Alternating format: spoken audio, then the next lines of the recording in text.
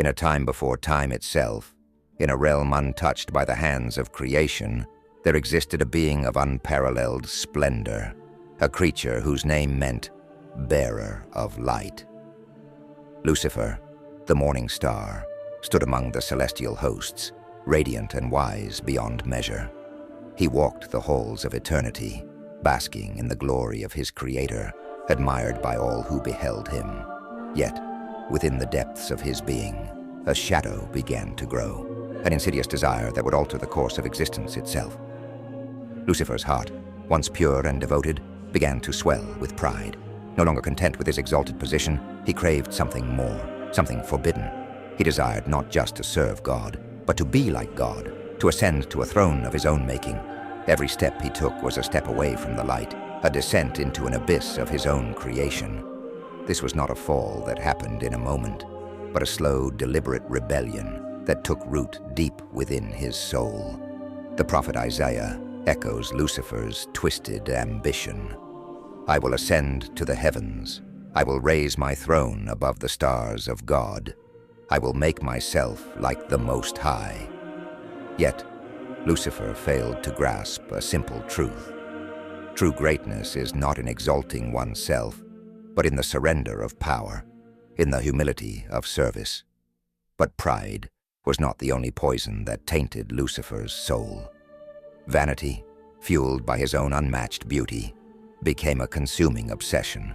Crafted by God as the most beautiful of all angels, Lucifer's appearance was a marvel, adorned with light and glory. But as he gazed upon himself, he saw not a reflection of God's glory, but a deity in his own right. His heart exalted itself in his own image, and he craved the adoration of those around him, longing to hear the other angels speak of his magnificence. This vanity did more than corrupt Lucifer. It became the catalyst for his downfall. The light that once illuminated the heavens now burned with a fierce, twisted intensity. A light that no longer shone for others, but consumed everything in its path. Lucifer, in his delusion, sought to usurp the very throne of God, convincing a third of the angels to join him in a rebellion that shook the foundations of the cosmos. In the book of Revelation, we are told of a war in heaven, a clash of titanic forces. Michael and his angels battled against Lucifer, now the dragon, and his fallen followers. But in the end, Lucifer's power was no match for the divine justice. He was cast out of heaven like a bolt of lightning, thrown down to the earth, dragging his defeated army with him into the abyss. Thus the light-bringer became the prince of darkness. The one who once led the choirs of heaven now sought to lead humanity astray, using the same tools that had led to his own ruin: pride, vanity, and the allure of power.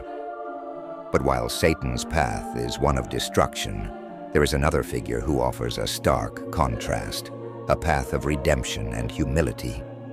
Jesus Christ, the Son of God, did not come into the world clothed in heavenly splendor, but was born in the humblest of places, a manger. He did not seek a throne, but a cross. Where Satan yearned for worship, Jesus washed the feet of his disciples. Where Lucifer sought to ascend, Christ chose to descend, becoming a servant to all. It was through this humility and self-sacrifice that Jesus was exalted above all, showing the world that true glory lies not in being served, but in serving others. The story of Lucifer and Jesus is more than a tale of good versus evil.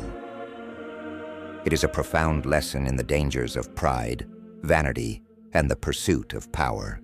It is a warning that the path of self-exaltation leads only to ruin, while the path of humility leads to true greatness. We live in a world where the messages of self-glorification, superficial beauty, and the lust for power are everywhere.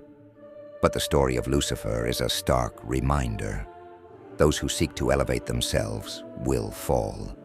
In contrast, Jesus shows us that those who humble themselves, who serve others, and who seek to do God's will are the true victors. So as you face the temptations of this world, remember who you are following.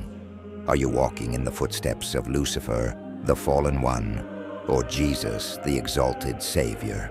The choice is yours, but the consequences are eternal. If this message has touched your heart, share it with others. Let us all strive to follow the example of Christ and avoid the traps that led Lucifer to his downfall. May God bless you and guide you in every step you take. I'll see you in the next video.